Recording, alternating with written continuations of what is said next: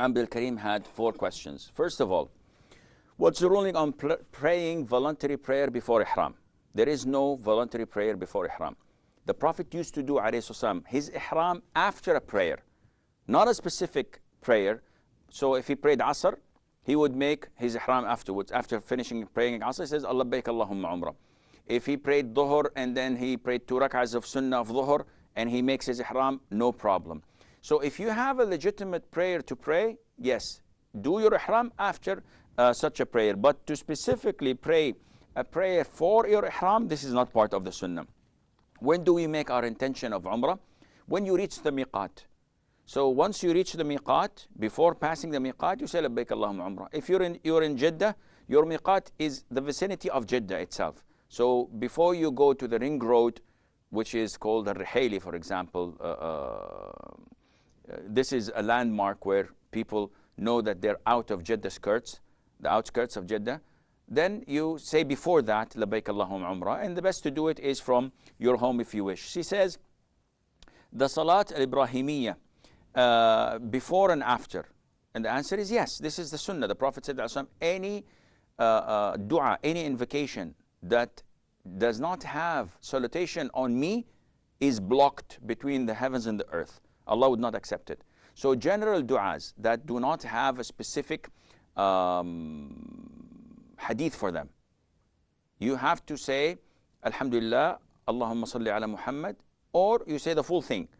Allahumma salli ala Muhammad wa ala Muhammad kama sallaita ala Ibrahim wa ala Ibrahim innaka Hamidum Majid. And then you make your dua in the beginning.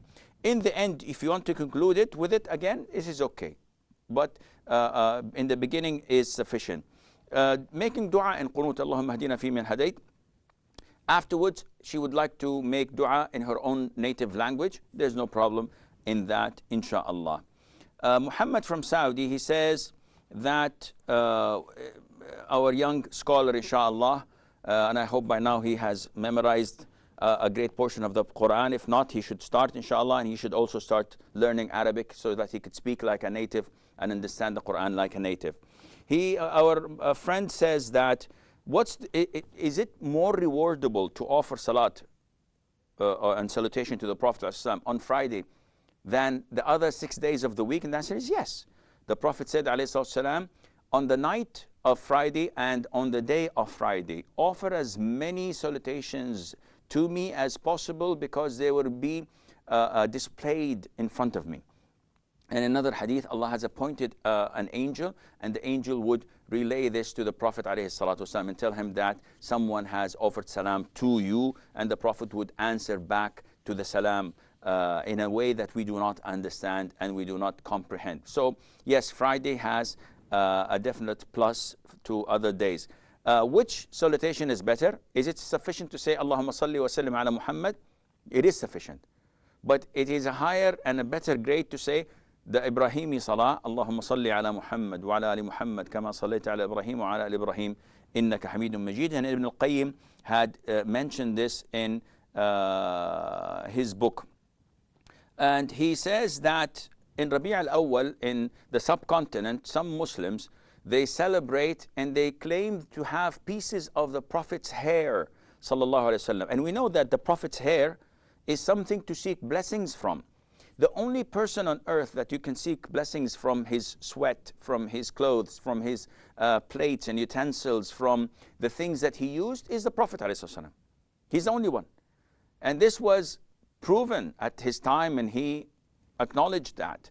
However, after his death, no one can claim and prove that these things are attributed to him. So if you go to Topkapi in Turkey, in Istanbul, you will find that this is the sword of the Prophet, this is the helmet, this is the shoe, this is the... All of this is not authentic and it is not real. Anyone could lie, and we've seen so many liars saying that these are belongings of the Prophet ﷺ, then sell it for so much money, and they are lying. So this is all an innovation. Fatima, she says that she's a new Muslim, alhamdulillah, she accepted Islam recently, and she was in the last year of university and she took a student loan. So she's asking, should I pay for the previous 3 years or only for this last year?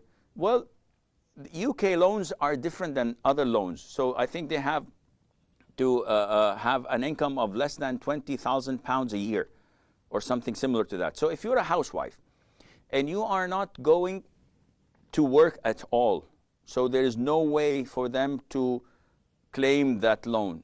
And I think after 25 years, it's dropped automatically. And you know that you're not going to work, and you know that you're not going to have any income. If you can give them the capital which you took, the loan, which is £9,000 multiplied by 3, £27,000. If you can give them the 27,000 which you took, and without any questions asked and no interest occurring on that, this is good. If not, if they say, no, you have to pay it all or leave it as it is all, I believe that you can leave it as long as you're not going to work. If you're going to work, then you have to pay it off so that you would prevent interest from still reoccurring on it again. Amina from Saudi says that it's a situation in Saudi Arabia when a wife comes to stay with her husband who works in the country, and on her visa or on her iqama residency permit, it says that she's not entitled to work. So she says, can I work? The answer would be a little bit touchy, because we are ordered to obey the rulers, the Muslim rulers, as long as they did not prevent us from something that is our legitimate right, and they did not order us to do something that is haram. So if they tell us when it's red, you have to stop. When it's green, you have to drive. No one would say, Ya akhi, where is this in the Quran? Give me an authentic hadith. Who's from the Salaf spoke about this? This is nonsense. This is part of the Quran. وَأَطِيعُوا اللَّهَ وَأَطِيعُوا الرَّسُولَ وَلِأَمْرِ مِنْكُمْ. Allah has ordered us to obey Allah and the Prophet ﷺ and the rulers among us. So we have to obey them. However, if it's something that it is not so big and great, meaning you don't go to an institution and work, this is illegal. If they catch you, they'll deport you. But if it's something in your home, if you're getting students and you're teaching them and giving them private lessons or doing something on the internet, this is, inshallah, permissible, and Allah Azza wa Jal knows best. And this goes for your husband as well. If you're teaching in a university and your husband is your mahram, he's also forbidden from working. Dr. Khan says he has a confusion regarding the hadith of the Prophet ﷺ.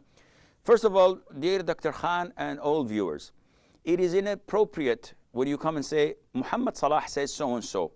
What do you think? I would not answer the question, because this would be inappropriate for me to comment on a sheikh's fatwa or opinion which I did not hear. And as long as he said it, you either take it or reject it. But you don't ask me, and then I would say, no, Muhammad Salah, what does he know? Or, yes, this is inappropriate, it's impolite. And this is not my way, this is the way of the Salaf. Shaykh Ibn Uthaymeen, may Allah have mercy on his soul, he would always do this. When someone says, Shaykh so-and-so said so-and-so, what do you think? He said, I'm not going to answer this question. This is impolite. But your question does not have anything to do with this, alhamdulillah, and therefore I'm going to answer you. The hadith says that you do not go and ask people to give ruqyah. I feel a bit sick. Oh, Brother Ali, come and give me ruqyah. I have pain in my stomach. So I'm asking him to do ruqyah for me, which is something between a person and Allah. He's doing supplications, reciting the Quran, giving hadith, etc. This would prevent me from being among the 70,000 of this nation who would enter Jannah without any accountability or punishment. This is a privilege. This is a plus. It's a first class. It's the elite, where Allah Azza wa Jal treat these people with His generosity and mercy. This is different from me being sick and then I say, why don't I give ruqyah to myself? This is totally permissible and has nothing to do with the hadith. So I do ruqyah on myself and I drink the water. Or I'm sick and my friend or my wife or my son comes in and sees me and he puts his hand on my head, or he just says the ruqyah without asking me and he gives me ruqyah. Again, there's no problem. You're still among the 70,000 people, those who do not believe in bad omen, they do not ask people to do ruqyah, those people who do not cauterize, and on Allah Azza wa Jal they have their full trust. So I hope this answers your question. Dr. Shubair says, what is the significance of political Islam? We don't have something as such. Islam is a full package, but we don't have something that says, because it's political Islam, because you want khilafah, you may lie and you may cheat people and you may stab people in the back, at the back. This is un-Islamic. It has nothing to do with Islam. Islam is a full package. So a Muslim politician is like an imam, is like a person who does jihad, is like a teacher. They have the same Islam. And what is the ruling on Arab countries boycotting Israel? Israel is the enemy of Islam. It is an occupying state. It's a cancer in the Muslim world.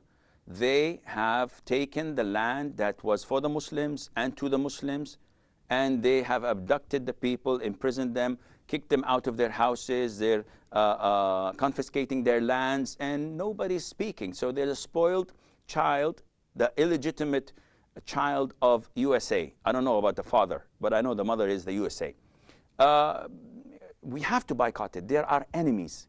The rules of engagement between Muslims and their enemies, like Israelis, is clear and black and white in the books. So definitely they have to boycott them, they have to fight them, they have to do all what they can to get them out of their country. And their claim that the land is mine, God give this land to me, as they sing, this is a false claim. It's like the Red Indians nowadays coming in America and saying, listen, the white man took our land, so we're claiming it back. And they blow places up and they kill people and they want to rule the country. Would anybody say, yes, it's a legitimate right? This is nonsense. So yes, we have to boycott them and we have to stand firm. But unfortunately, again, political Islam. We don't have real Muslims to stand up and speak the truth without engaging in meetings behind closed doors and being like hypocrites. His third question about Harun Yahya. I don't know the gentleman. I have never read his books.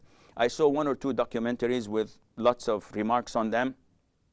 And I've heard that people talk about his aqidah and that he's materialistic. This is what he believes in and is too modern. He's not a scholar of Islam. And there are so many like him.